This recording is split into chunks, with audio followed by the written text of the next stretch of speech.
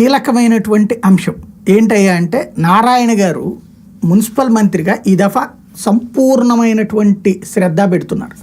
క్రిందసారి ఆయన అమరావతికి పరిమితం అయ్యారు. ఈ దఫా చాలా సిన్సియర్ ఎఫర్ట్లు పెడుతున్నారు. గ్రౌండ్ లెవెల్ యాక్టివిటీలు, అందులో వరదల్లో పూర్తిగా ఇన్వాల్వ్ అవుతున్నారు. ఈ తాజాగా ఇవాల్టికి కూడా విజయవాడలోని వివిధ ప్రాంతాల్లో వరద నీరు అలాగే ఉంది. మెయిన్ సమస్య ఏంటంటే కిందకి వెళ్ళడానికి దారి లేకపోవడం అన్నటువంటి. ఫర్ ఎగ్జాంపుల్, ఇక్కడ రోడ్డు ఇట్లా ఉంటుంది, ఇటు పక్కన పల్లం ఉంటుంది, ఇటు పక్కన పల్లం ఉంటుంది. ఇటు నీరు అటుకు పోవాలంటే ట్రైన్లు ఏమి రోడ్ల కింద ఉండవు కదా, అండర్ గ్రౌండ్ డ్రైన్స్ ఉంటాయి, ఇళ్లకుంటాయి తప్పించి ఈ నీళ్లు అటుకు పోవడానికి ఎట్లాగా.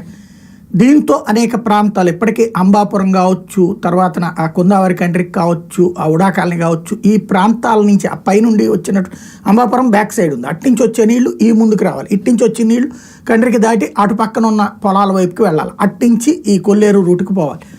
అది లేక ఇబ్బంది పడుతున్నటువంటి సందర్భంలో వరద నీరు తగ్గిపోయినా కూడా ఇంకా నిల్వ ఉన్నటువంటి ప్రాంతాలలో 10 జేసీబీలను రప్పించారు.